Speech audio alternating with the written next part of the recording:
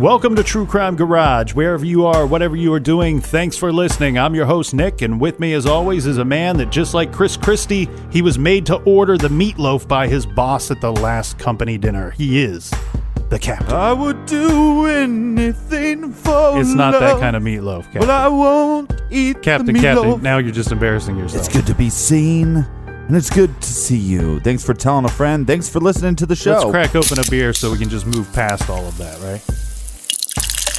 Today we are drinking Swing State by Sibling Revelry Microbrewery Garage Grade 5 out of 5 bottle caps. Check out this dry-hopped, light-bodied American Pale Ale by the fine people at Sibling Revelry up in beautiful Westlake, Ohio. That was my nickname in high school, Pale Ale. That's Mr. Ale to you. You know all about beautiful Westlake, Ohio, don't you, Captain? That's one of those beautiful, ideal places to raise a family. Plead the fifth. Well, okay. All right. Today's beer, Swing State, was brought to us by these great garage goers. First up, we have Rachel in Ohio. Also in the Buckeye State, we have Whitney from East Lake, Ohio. Whitney says, I want to hear you guys. Miles Davis. Garage grade Miles Davis Bitches Brew from Dogfish Head. It's the bee's knees, man. Next up, we have Jeff in Dayton, Ohio. Go Flyers, Jeff. Since the Buckeyes suck at basketball, I'm going to be rooting for the Flyers in March. And we also have Mary, who says, Go Tribe. All right, let's head over to Sweden. Let's say hi and thanks to Jesper. And we also have Jessica in Gothenburg, Sweden. So thank you to Jesper and Jessica. Let's go down south and say hi and thank you to Dan in Round Rock, Texas. Dan's the man. Also in the great state of Texas, we have Amy and Lorena. Well, that's special. We also have Blair, who says, big shout out to the captain. La Kelsie. And last but not least, we have Mary, Virginia, from the state of denial. Mary is reminding everyone to drink responsibly and do not drink and drive. So thank you, Mary. Thank you to everybody for helping us out this week. And if you want to buy us around for next week's show, go to truecrimegarage.com and click on the donate button. And that's enough of the business. All right, everybody, gather around, grab a chair, grab a beer, and let's talk some true crime.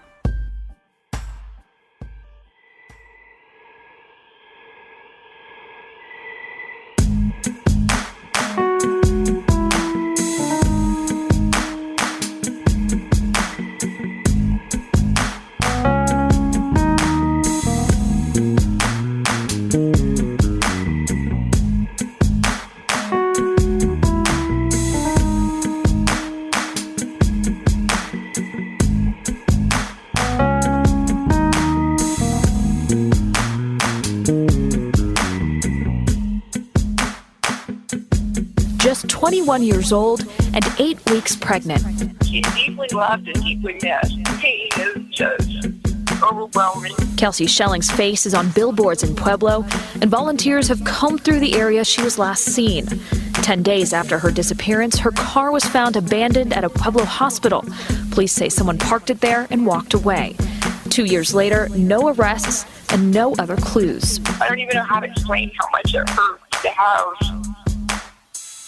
your child just like ripped out of your life like that, and to not know, to not know where she is. Schelling was last seen in Pueblo visiting her boyfriend Dante Lucas. Lucas was later arrested for using Schelling's debit card after she disappeared, but those charges were dropped. I know that he's involved. Now, whether he actually harmed Kelsie himself or had someone else do it, I don't know that. But I know that he's involved. But police say he's never been a suspect. We found out through friends and other interviews and bank records that was not uncommon. She gave him the card, told him go get money. Pueblo police believe someone knows something, and Kelsie's mom hopes one day they can bring her daughter home. She doesn't deserve whatever happened, and wherever she is, she needs to be back in the arms of her family.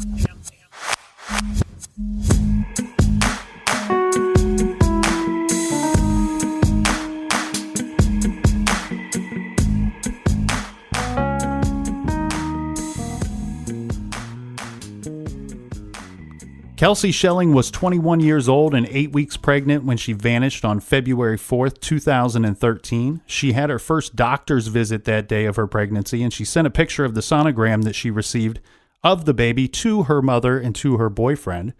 After a trip to the doctor's office and After a shift at work, Kelsie drove about 2 hours to Pueblo, Colorado to visit her boyfriend and the father of her baby, Dante Lucas.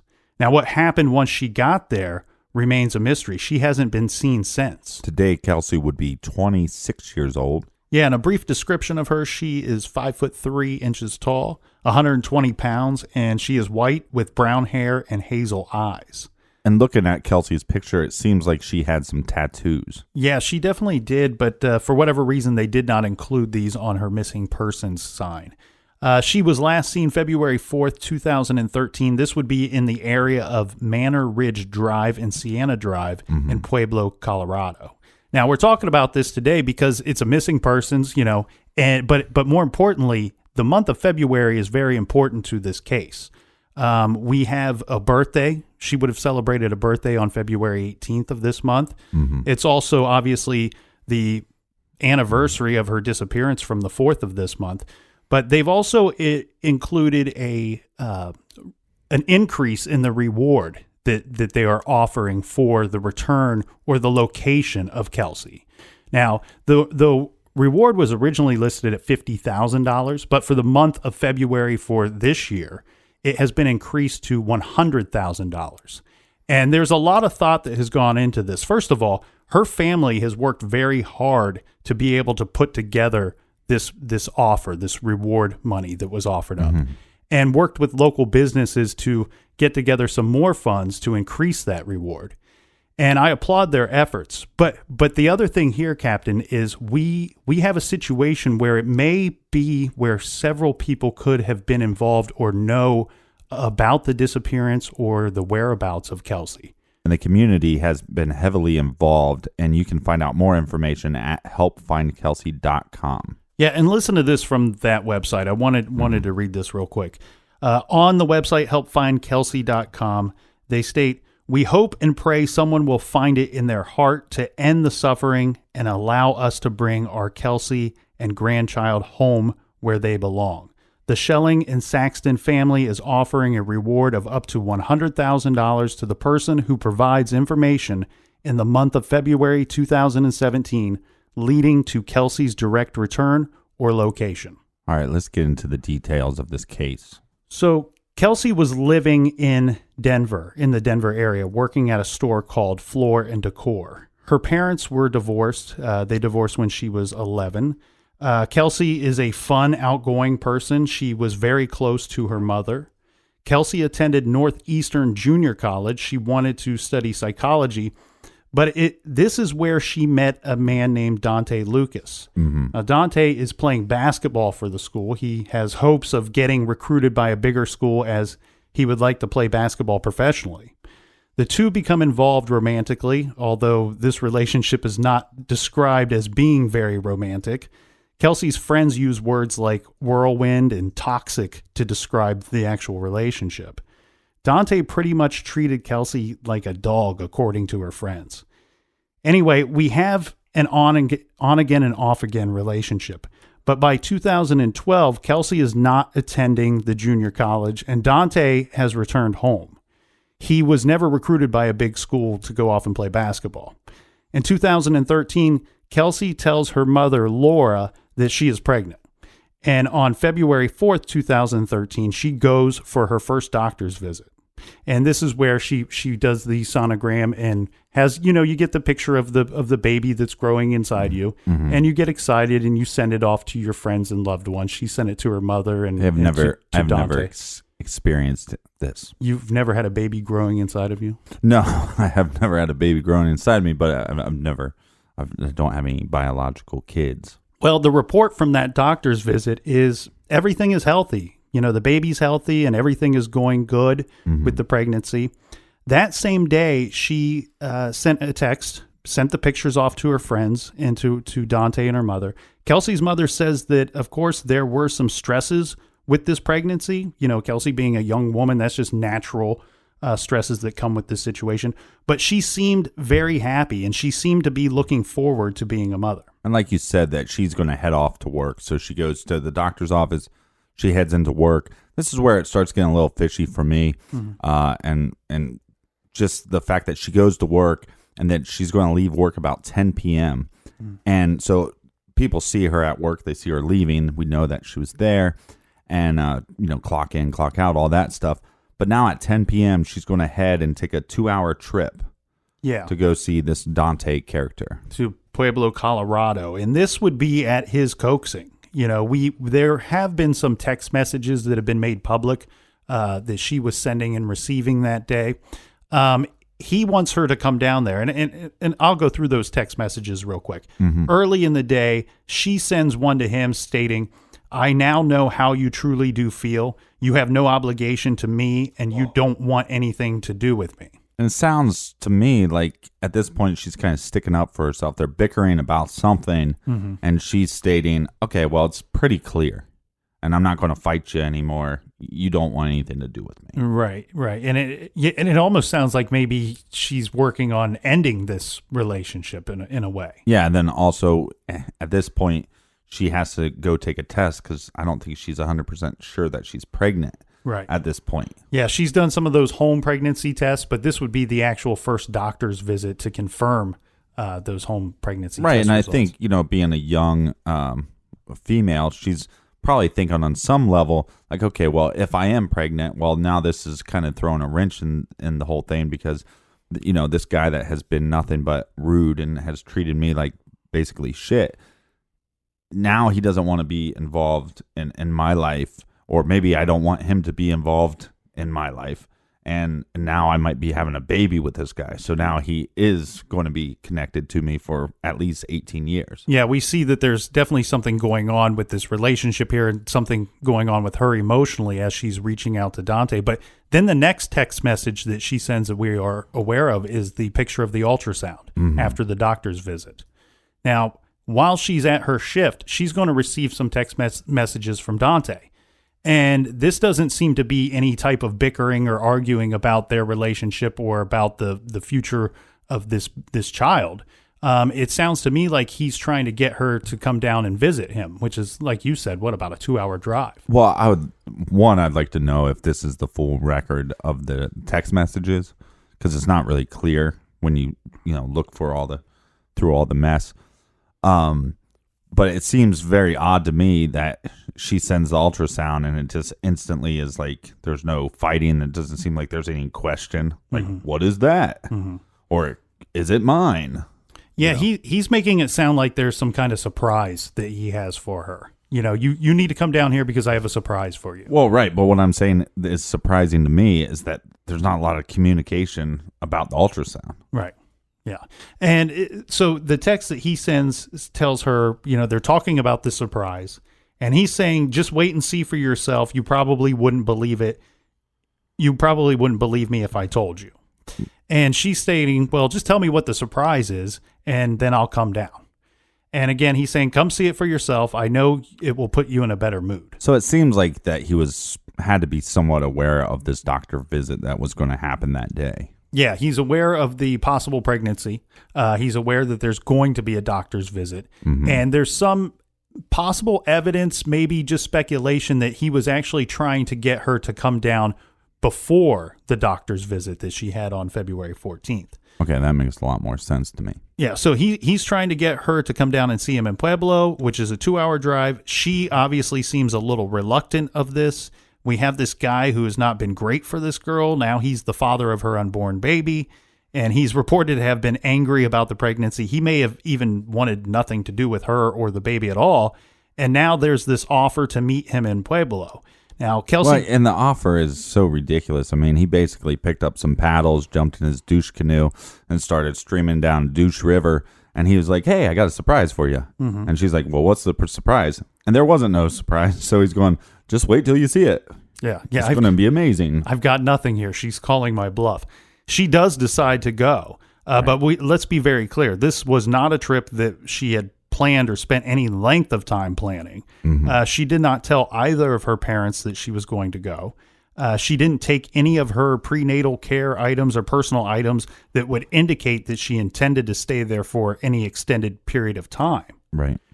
So she works her shift at the Floor and Decor, and then she leaves work at the end of her shift, and sometime around 10 p.m. she makes the drive to Pueblo. And Dante has texted Kelsie stating, hey, why don't we meet at the Walmart? Yeah, Kelsie arrives at the Walmart at 4080 West Northern Avenue in Pueblo at 11:20 p.m. And she waits there for Dante. She starts texting him. Wait, you said 11:20? Yes. She starts texting him saying that she is tired of waiting. This is around like 12:15 a.m. on the 5th. Dante texts Kelsie telling her to go to a different location and meet him there. Now, this would be that Manor Ridge Street area that is listed on her missing persons sign. Note, this area is near Dante's grandmother's house, where it is thought that he was to have been living with his grandmother at his grandmother's place at this time. Yeah, and it seems like this Dante character, has stayed with his grandma, but has also stayed with his mother. And so it's like he has no concrete residence.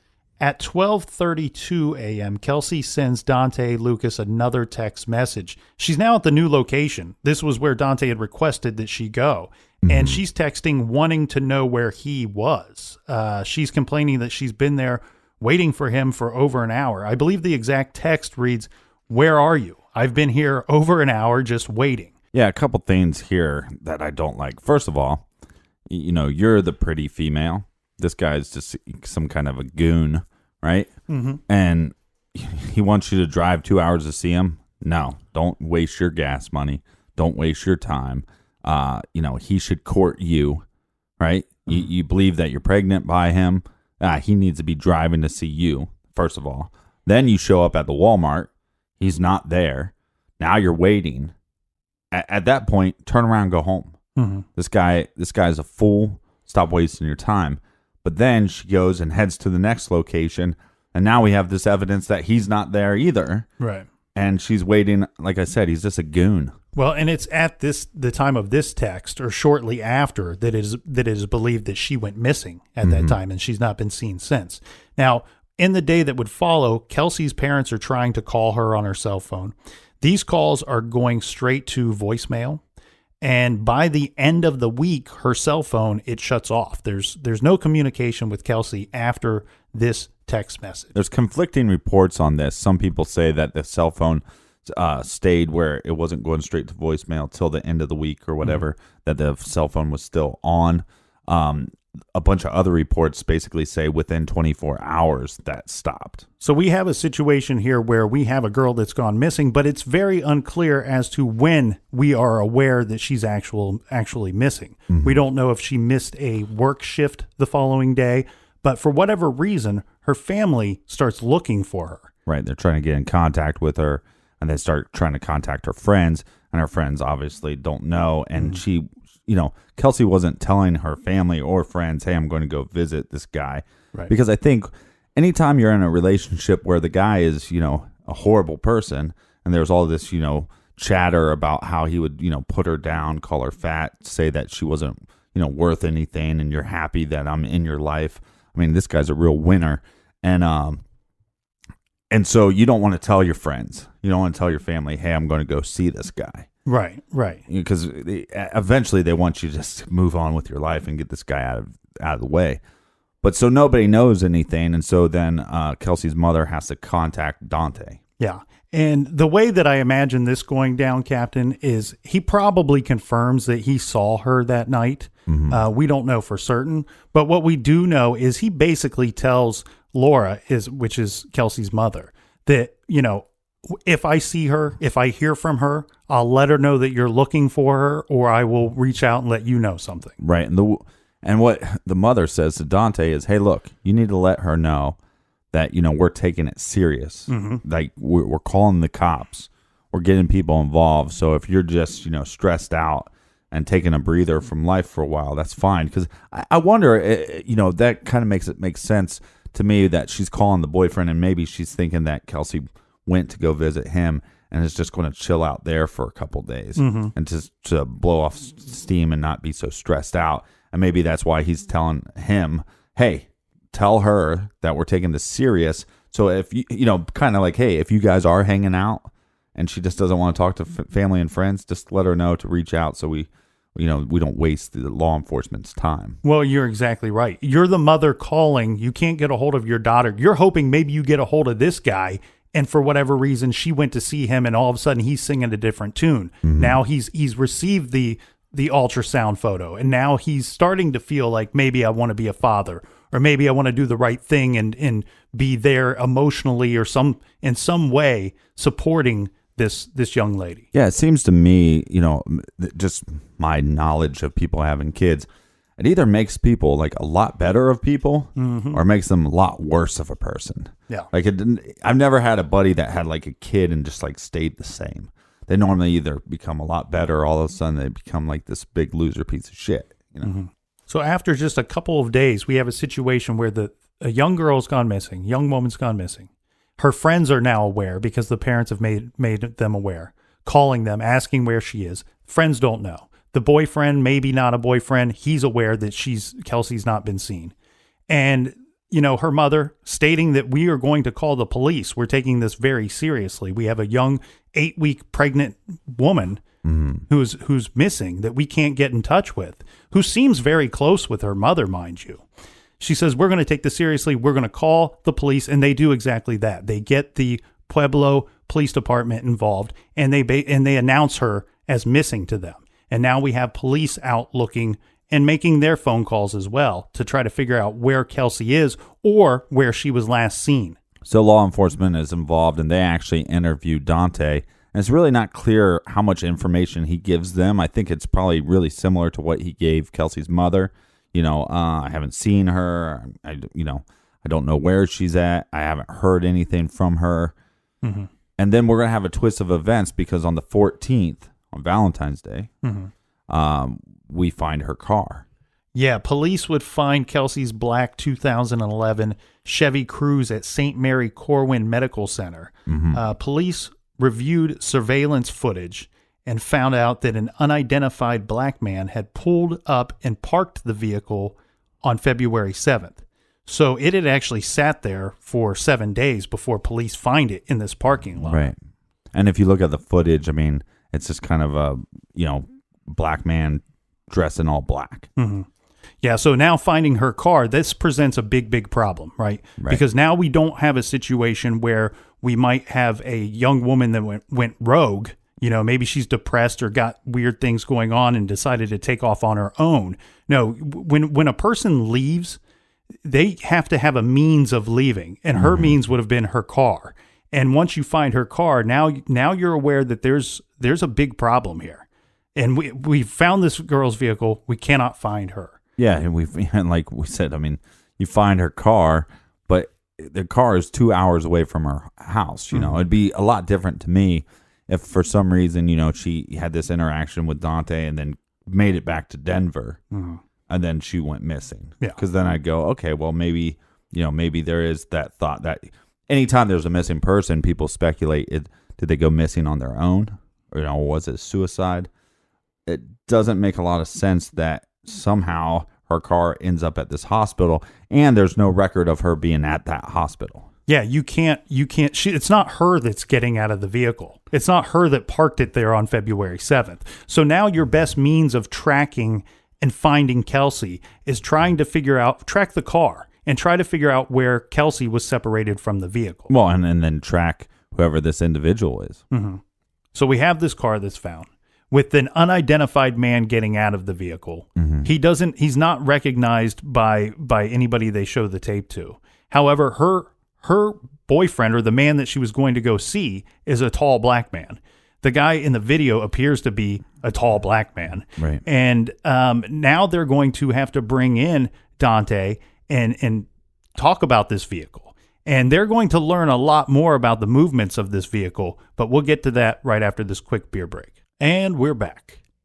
Dante Lucas was picked up on February 15th, and he's going to be brought in for questioning because now we found the vehicle, and we've got a lot of questions that need to be answered. We need to know where Kelsie is, and when was the last time that Dante had seen her? Yeah, and so Dante's statements, he states, well, yes, she did come out on the 4th to see me after work, and that she was waiting in the Walmart parking lot, and she waited for about an hour. From there, he states that she would then drive to Manor Ridge Drive, which is near Dante's grandmother's place, and meet him there. He says when there, they got into some kind of argument or disagreement, and she tells him that she's going home.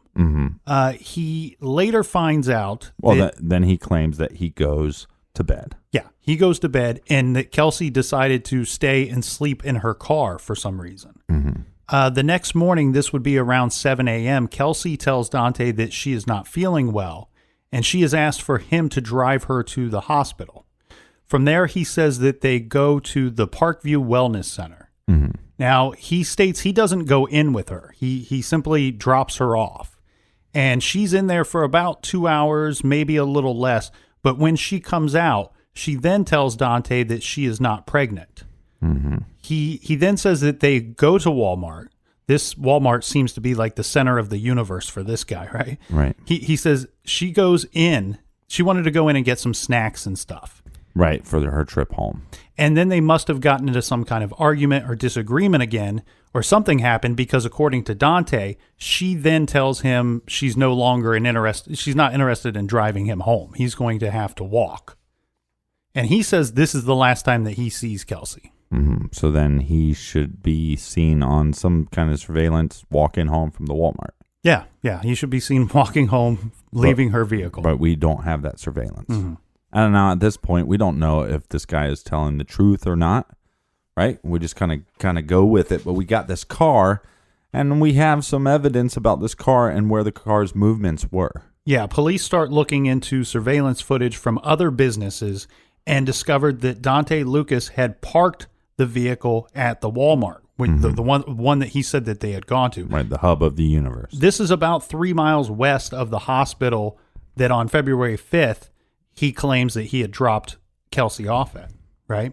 So in this footage, you can clearly see that he is alone at the Walmart. The vehicle is parked. It's her black Chevy Cruze is parked. And he gets out of the vehicle, and it almost looks like he locks the vehicle as he's walking away. You know, you can kind of see the flash of the lights that would indicate somebody hitting the lock button on the key fob. Right. And from there, he goes and he walks near the back of the store. And during this time, he appears to be texting. He's busy with his phone. He might be making phone calls or texting. Right, but the record as far as Kelsie's phone goes, he's not texting Kelsie. Correct. Now, what we see here is he gets out of the vehicle by himself. Kelsie's nowhere to be seen on any of this footage. The black Chevy Cruze, it sits in the Walmart parking lot for about 18 hours. When on February 6th, an unidentified black man walks up to the car. He even appears like he might have the keys. You can kind of see him motioning like he has the keys as he's getting closer to the vehicle to like unlock the vehicle. The police say, and the newspapers say, an unidentified man, right, Captain? Right. You've seen the footage. What do you think? Some people think that it's Dante. Some people think that it's not. Yeah, it's hard to tell because, you know, he is a taller individual. I mean, he was a basketball star, a high school basketball star. Let's not give him a bunch of credit, right? This is a guy that was playing high school basketball and had dreams of becoming an NBA star, but he didn't have the intelligence to or the work ethic to get the grades in school, to have the big schools come looking at him, because he was a talented athlete.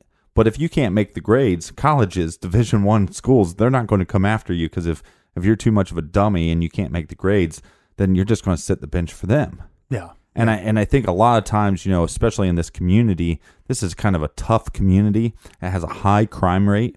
And I think, you know, this was Dante's way out. And instead of manning up and saying, well, look, I just didn't do what I was supposed to do, and I'm going to go to college, and I'm going to get a degree and move on with my life. It seems like him, his friends, everybody else was counting on the fact that this guy is still going to become, you know, a LeBron James. Well, he certainly had the size, and that's what you would think would make him pretty noticeable or very obvious to point him out on these surveillance footage. Yeah, and I didn't notice that on the film. Yeah. You know. I will. It's tough because you don't have a whole lot to reference his height to. You know what I mean? Well, you have the car, but it doesn't look like he's towering so much above the car. You know, he's 6'7", and so it's like I'm 6'3". I would tower over a Chevy Cruze. So that's where it's like, is it him? I'm leaning towards no. Yeah, and I'm actually leaning towards no as well. The body type to me looks... We actually agreed. Yeah, imagine that. Oh, hey, cheers. The body type actually looks a little different to me. Where we said Dante's tall and he's pretty lean. Yeah. He's very athletic. And but when you're athletic looking. right, when you're 6'7", you want to put more size on him. He's not a LeBron James. LeBron James is a big boy all the way around. This guy was definitely kind of a beanpole. The guy picking up the vehicle on February 6th, he looks slightly different to me as far as body type goes. He looks like he might be a little shorter, maybe a little heavier, so a little squattier, let's say. Squattier. Yeah, That's but there's not an obvious difference. I can't really put a stamp on if it's Dante or not for certain. But regardless, this vehicle's picked up by this unidentified male on the 6th, and then it's the same unidentified man that then parks the vehicle at St. Mary's Medical Center. Now, this would be on the following day on February 7th. Right. So where was the car's whereabouts for the rest of the 6th? Yeah. That's very odd. Exactly. And then this is where it sits for 7 days until police find it sitting there at that medical center. And they have that for surveillance, because once they found it, they can go back to the hospital and say, hey, can we get surveillance of the parking lot? And so they know that it just sat there for 7 days.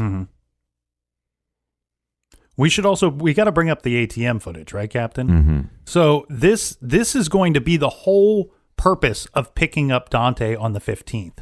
Okay, when they're out and they're collecting surveillance footage from all these other businesses to try to track the movements of this car, one thing that they are able to determine is that at some point on the 5th, before the vehicle arrives at the Walmart, it goes through an ATM machine. This vehicle, with Dante driving the vehicle, nobody else appears to be in the vehicle. Kelsie's ATM card is used, and $400 is taken out of her account, and Dante's taking this money. Well, this is where he's going to start squirming in the whole questioning process. Well, yeah, and he's going to be charged with this initially. They're going to charge with, hey, we got a missing person. We don't know where her whereabouts are, and you're using her ATM. We've seen this in a lot of other cases where they don't have much to go off of, but they know that the suspect has used the missing person's ATM, so we can charge him with that, and that will give us a chance to question him and start gathering evidence if there was foul play. Yeah, and he's going to start to squirm. His story is going to start to fall apart here. Because now they want to know, why are you in her car by yourself? Why are you using her ATM card? And you're telling us your original story is that she disappeared sometime after dropping her at the hospital and then going to the Walmart, and she goes home. You walk home. What are you doing with her ATM card? Yeah, and he kind of tries to put it on the idea that, well, I used the card during the time that she was at the hospital.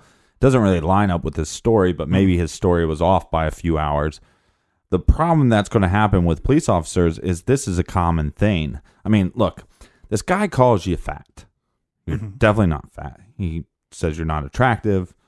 Definitely not you're definitely an attractive person. Dante's not very observant. Right. Well, yeah, he's blind in one eye and can't see out of the other.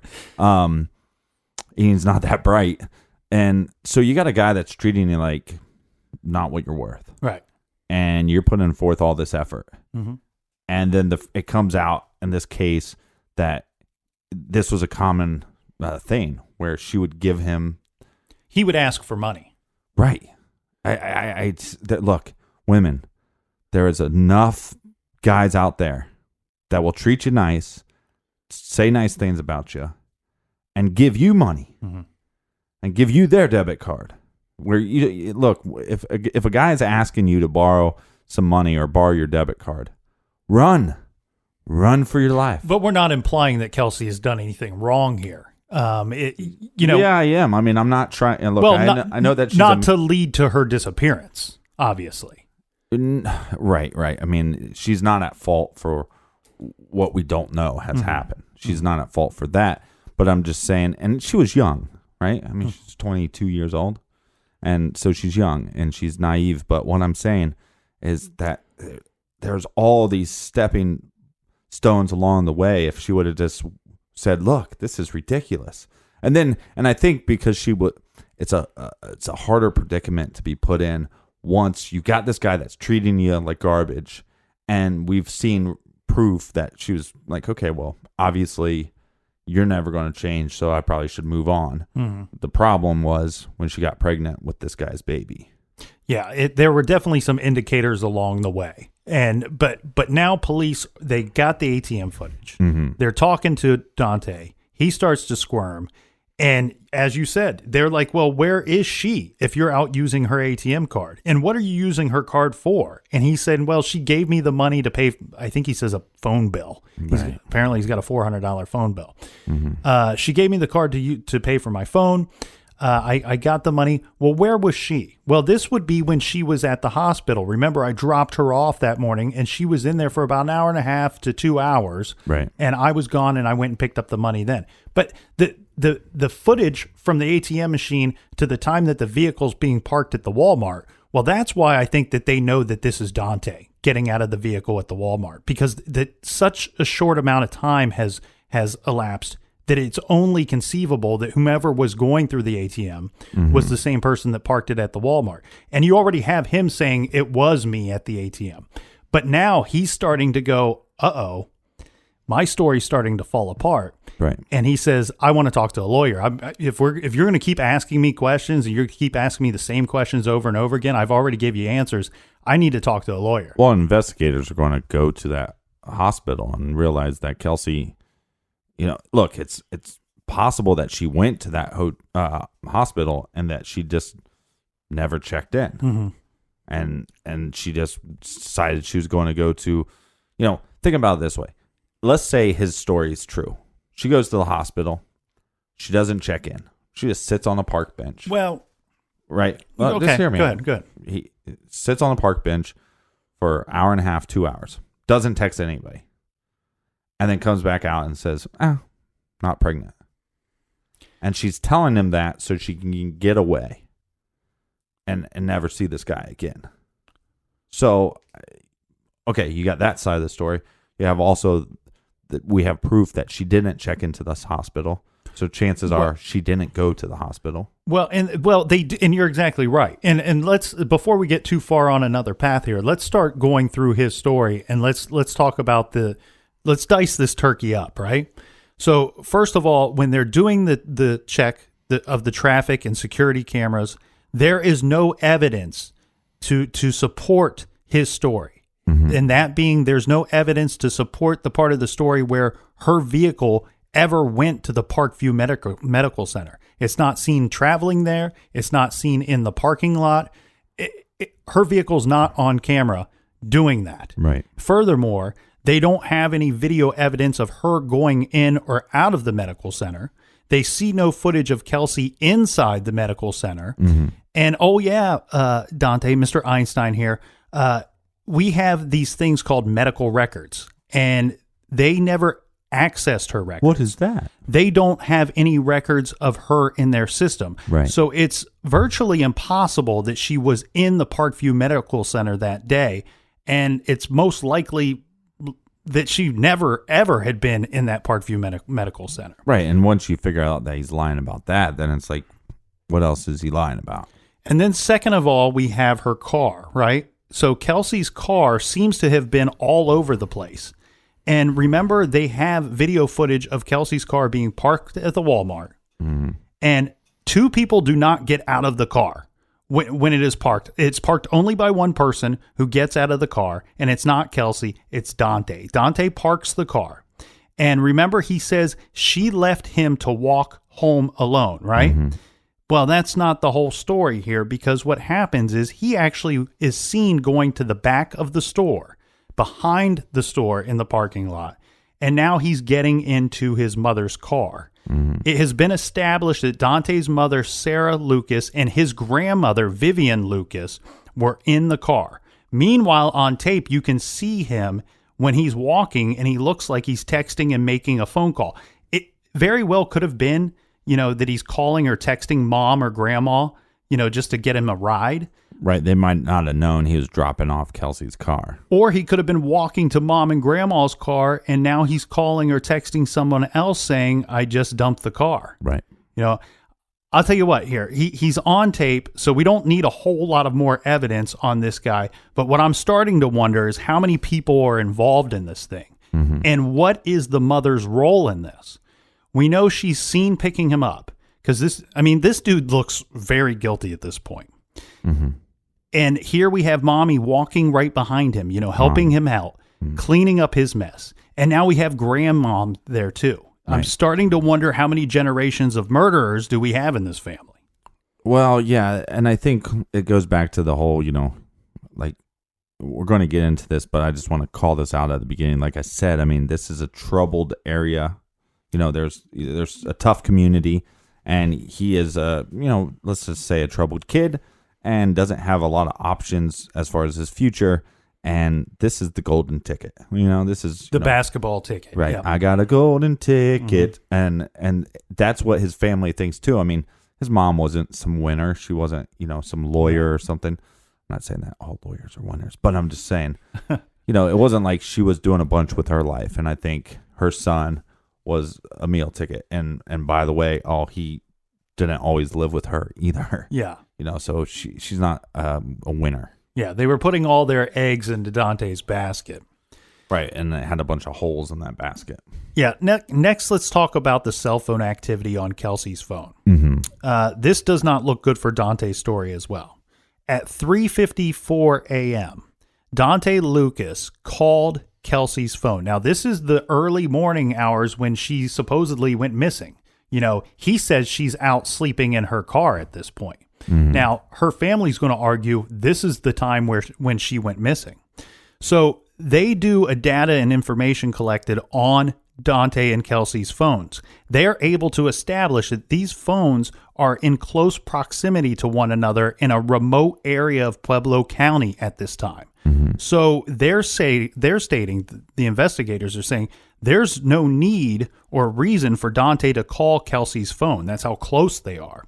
Of course, the theory here is that Kelsie had been murdered sometime before this call was made, and that the call was made to locate Kelsie's phone in the dark. Right. Throughout the night, there were various text messages that were communicated between Kelsie and Dante's cell phones. And an analysis of the text and the verbiage used in those communications from Kelsie's phone after 3:54 a.m. would indicate that the wording, spelling, and type of verbiage used was dissimilar to that used by Kelsie in previous messages. Right. Also, the content of these messages, they just make no sense. They're out of context. Right. So it's almost like, so I'm just putting this in my brain. You just threw out a bunch of stuff, thrown it in my brain. So their thought is that she's murdered. He makes a call, or somebody makes a call to find her phone. And then, let's do some text game back and forth to kind of cover our tracks. Yeah, to make it look like she's alive and she's communicating with him. Right. But this genius, this Einstein, when he's talking to the police, he basically makes it seem like, I didn't know that she was spending the night. I didn't know she was staying in her car. Right. And so, yeah, it's weird. Now, he's lawyered up, right? And this is where they've decided we're probably going to have to let this guy go because he's no longer cooperating with us. Whether he was lying to begin with or telling us the truth, he's no longer opening up to us and telling us what he knows. He lawyers up. And remember, he was brought in for the use of the ATM card. He was initially charged with some form of fraud here. Right. But the police are able to establish through talking to Kelsie's mother and some of her friends that this was something that he had done in the past, that he had borrowed money from her. He had asked her for money, and it wasn't a giant leap to believe that she wouldn't have let him use her ATM card. So even though we have all these questionable circumstances, we cannot outright say that it's completely inconceivable that she didn't let him use that card on that day. Right. Basically, we are charging this guy with this offense, but we don't think we'll be able to prove it in court. So let's move on. Yeah, it was a good way to try to get some answers from him and get him to talk. Where I think they bumbled here a little bit was they probably could have pushed him a little harder during that interview and during that interrogation, because You've seen the footage. It looks to me, man, like he was seconds from cracking, right? Or at the very least, seconds from saying something very stupid. Well, if he's anything like the captain, he's always a couple seconds away from saying something stupid. Well, I mean, his story doesn't make a whole lot of sense. And furthermore, let's say something did happen to Kelsie, right? That something was done to her in the time frame that her family believes that it was. He's making all kinds of stupid mistakes. I don't even want to say mistakes. They seem too dumb to even be mistakes. Right. Like he's going through an ATM machine using her card. Clearly, he's got to know that he's on camera. I mean, it's 2013. Well, he might not know. But then again, he's in the Walmart parking lot. It just, I don't know. There's just so many things here. Yeah, but like you said, I mean, here's the thing.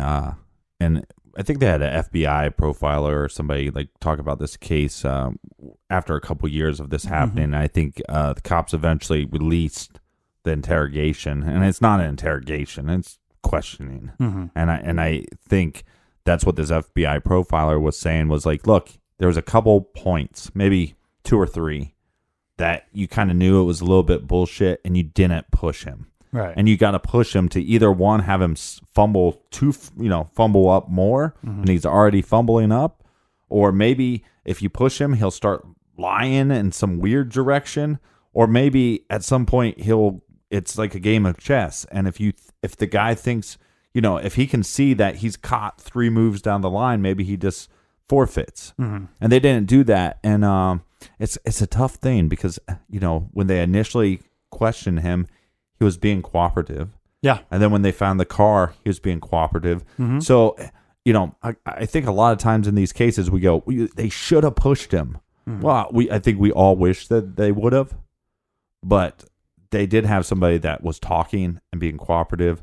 So maybe they're just like, look, we don't want to get this guy defensive, because once the guy lawyered up, he's not talking anymore. You're right. They didn't. And now we're not getting any more information. They lost everything. And you're exactly right. I applaud you for going to bat for the police department, because who's to say? We weren't in the room. He could have shut down earlier. You're exactly right. And then we would have been still sitting here spinning our tires. Right. So you could argue either way. Did the police screw up the interrogation? Did they screw up the questioning? You could argue that either way. The family, Kelsie's family, is going to say that they did. I can see their side of it, but I can also see your side of it, Captain, where we're not in the room. We don't know what would have happened. Well, we have a lot of friends that are cops, and we have a lot of friends that are detectives, and the ones that we look, there's some cops that we know and some detectives we know that we think they're arrogant pricks, Yeah. And those guys, but we're friends with them. Yeah, well, it's because we're arrogant pricks. But they like beer, and they also like to let us go when they pull us over. Not true. Oh, I don't know. They let you go? No. Normally they hog tie me and throw me in a field somewhere. But no. But the point I'm trying to make is that we know good cops and bad cops, and we know smart cops and dumb cops. And the smart cops will be the ones that will say that in any investigation there will be mistakes. Right. And I think we're all human, and if you have, I think the smarter you get, the more you realize you don't know a bunch. So yeah, did they make some mistakes? Yes. Well, they're going to, because they're human. Now, the question is, how much mistakes did they make, and were those mistakes on purpose? Yeah, because there's a difference in just being tactful and deciding that you want to imply a certain strategy, and you don't want to push this guy too far. That's a judgment. That's an opinion call, right? You're in the moment. That's your call. But Kelsie's family is going to argue that the police department has mishandled this case very badly. And to the point where the family filed a lawsuit against some of the Pueblo Police Department members, as well as Dante, his mother, and grandmother. So this basically is because they believe that Dante and his family to be guilty of crimes leading to and covering up Kelsie's murder. And then the police department has failed to investigate this thing properly. Yeah, and it seems like if you go through this lawsuit and you really, with a fine-tooth comb, or in my case, a nice beard comb, like you said earlier, there's a lot of ticky-tacky things that don't line, where it's like, maybe they made a mistake, maybe it was a judgment call. Yeah. But there's one glaring thing that is like, hold on. Yeah. And it's the car. So when they took the car in, they processed the car, they claimed to the family that they didn't uncover any evidence that the car was actually wiped clean. Yeah. This car should be a bucket full of evidence for these cops, right? Mm-hmm. And instead, they're going to the family and they're saying that this is bad news. There's nothing here. Well, the Kelsie's family, they hire a private investigator. They get permission from the police department to have their investigators process this car on their own. They want to double check their work, right? Right. And the police department, they do agree to allow the investigators to process this car. The thing is, though, there's some stipulations involved here, right? The Pueblo Police Department want to be present when the car is processed. That seems pretty normal to me. Right. They do not want Kelsie's family to be present for this processing of the car. That, too, makes sense to me. Yeah. Right? Yeah. There's logic behind that. Yeah, and so they're going to have a meeting with these private investigators just before the processing of this car. Mm-hmm. And during this little meeting, maybe it's impromptu or not, I don't know, but during this little meeting, it's explained to the investigators that, yeah, we did process the car. Right. The law enforcement is talking to the PIs. Yeah, it gets a little confusing because I guess they're all investigators. But yeah, the Pueblo Police Department is telling the private investigators, we did process the car. We weren't making anything up on that. Right. We processed it, and we did find something in the trunk of the car. Oh, so it wasn't completely clean. Yeah, and it's something that they believe to have. Okay, they believe that they recovered a substance from the trunk of the car that is consistent with dried bodily fluids, and that they also recovered 2 large palm prints off of the front seat, off of the headrest of the front seat. Right.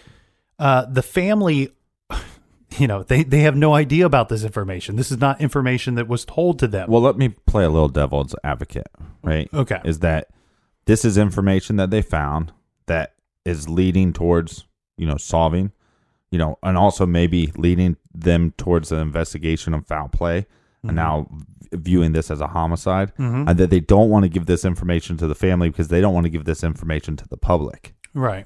Right, I get that. Just to play devil's advocate. I get that, but there's a little more to this story, okay? Mm-hmm. So not only did they find these items, right, but the family also came into information that some evidence collected in this investigation for no known logical reason, this evidence has never been submitted for analysis to any crime laboratory. So therefore, according to the law, this is a deliberate attempt to conceal or destroy evidence because the longer that evidence sits there without being tested, right, we have things that we are losing time here. We are losing information. Yeah, and so, test the fluid that you find, and if it matches the DNA of Kelsie, then we can investigate this as a homicide. Mm-hmm. But who are these handprints? Now the problem is that you do have your major suspect was in a relationship with Kelsie, and so there are going to be his DNA is going to be in the car. There's going to be fingerprints and handprints. Yeah, but it does seem like the at least the front of the car was kind of wiped to make a cover up. Well, and you pointed out something earlier when you and I were talking about this case was that if in fact that they were stating the truth and saying that the vehicle was in fact wiped clean, well, then that to you and to me and everybody else, it should point out something else that, well, it was wiped clean for a reason. Right. Nobody's just driving around in an immaculate car. It wasn't dropped off at Walmart and then you had a detailer come in there and clean the whole thing up. Well, and even if Kelsie cleaned the car before she took the 2-hour trip, she took a 2-hour trip. Yeah. So there's going to be, think about how many times you touch the radio dial or move your hand on the steering wheel. You don't just wipe your car clean 10 and 2 with gloves on and take a 2-hour trip. 2-hour trip, and then if you believe Dante's story, she slept in the car the night that she disappeared. Right. Dante's in the car with her the next day, according to his story, taking her to the hospital or the medical center. He's already admitted that he's in the vehicle going to the ATM machine. Right. We see him at the Walmart dropping it off. Now we have some unidentified man picking up and moving the vehicle, and it's wiped. You have no evidence of any of these people. Right. And so I don't believe law enforcement wiped down the vehicle. Right. So they didn't find any evidence. I do believe there's some logical reason why they didn't tell the family about their findings. Mm-hmm. There is no logical reason or explanation in my mind that justifies why you didn't process that information. Right, right. I mean, that is just uncalled for. And again, it's in a community that has a higher crime rate. Yeah. So I understand that there's a lot on their plate. You know, what they say, underpaid, overworked and underpaid. And that's very true. But we got a missing girl here that was, supposedly 8 weeks pregnant. Mm-hmm. So, I mean, this is a big deal. Does this place have a higher crime rate because these guys can't solve any crimes? Is that what's happening? That the people are just going, you know what? They'll never catch us. We can just do whatever we want. We're going to run amok in the streets here. So clearly, this seems to be something that the Pueblo Police Department, that they couldn't handle this case, right? Mm-hmm. I'm sorry, but this appears to be above their pay grade. Even more disappointing, it doesn't seem to be that tough of a case to me, Captain. Right. But some of that is narcissism. Some of that is ego. And you see this time and time again. And does this law, do they ask for help? Do they ask for the FBI?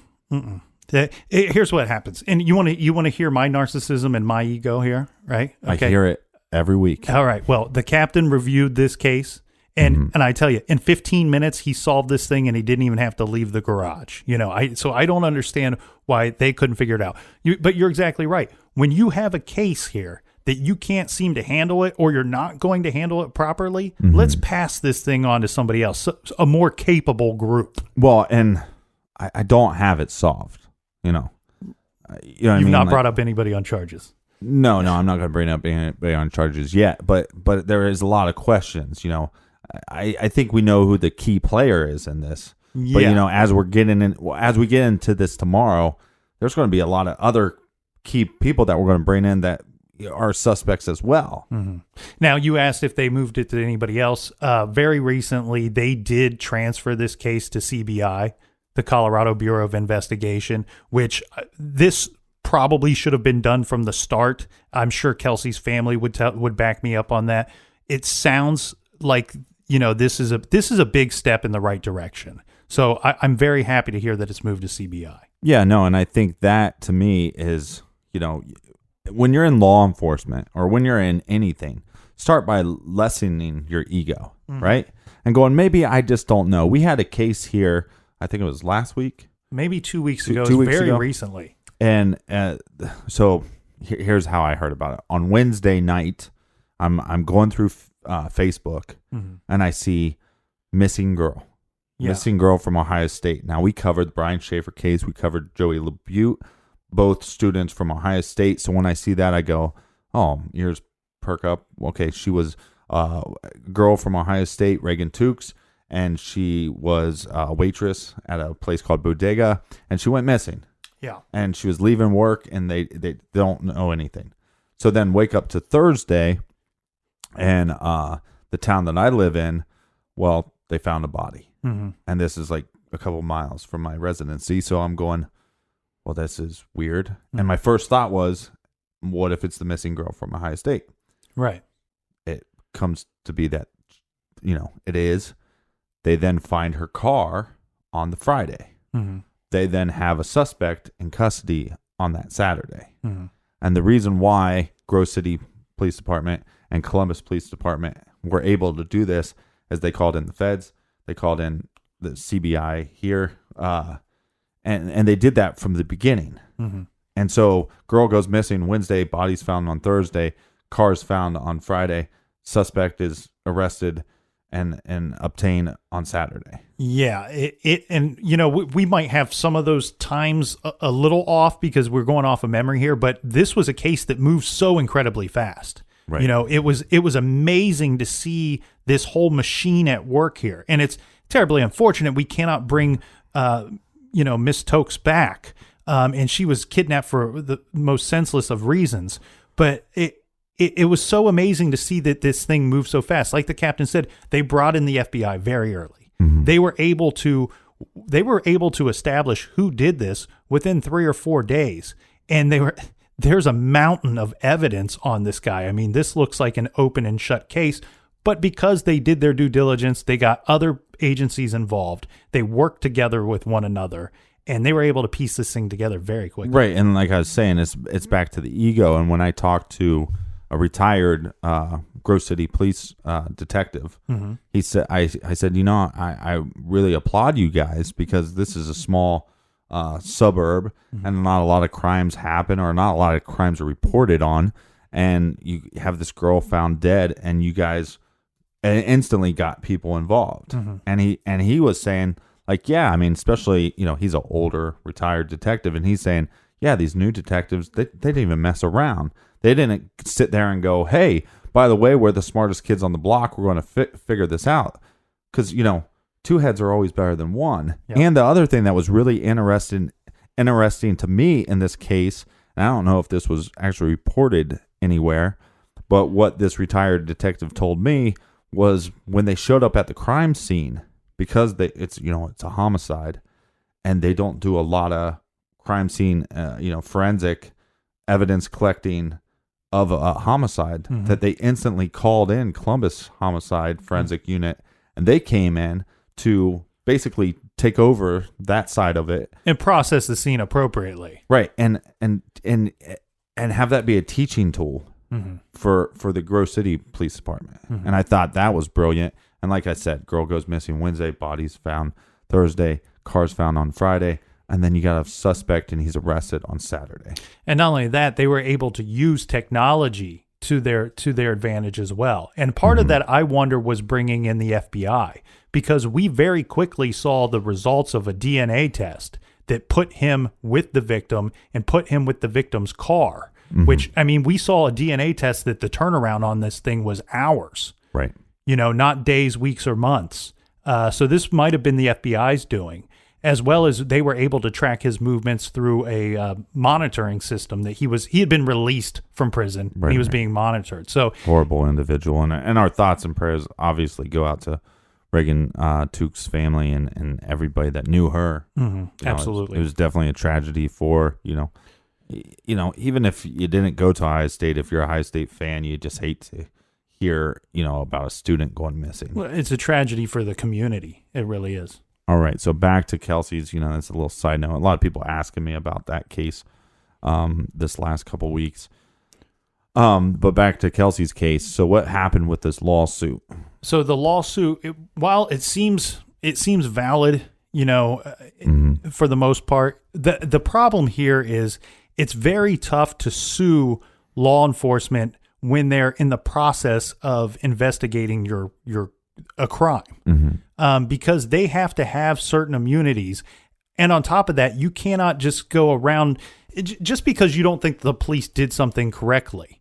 You have to have actual evidence. You have to have strong evidence that they miscarried justice to have a valid lawsuit. So I believe that while you might have some information here that would point towards the guilt of Dante or family members, that they may have been involved in something here, the problem is this lawsuit was carried out against the police department and Dante's family as well.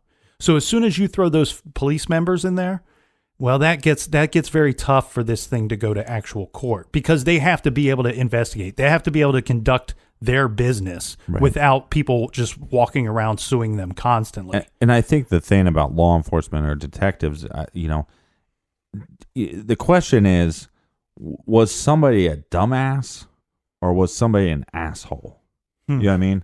Was the law enforcement, did they do something that was just stupid and they just didn't process something correctly or whatever, or were they doing something malicious? And I think most of the time you can err on the side of they were just dumbass. And then if they did cover something up, it was because they were a dumbass, and then they had to cover up that they were a dumbass. Yeah, I didn't see anybody here.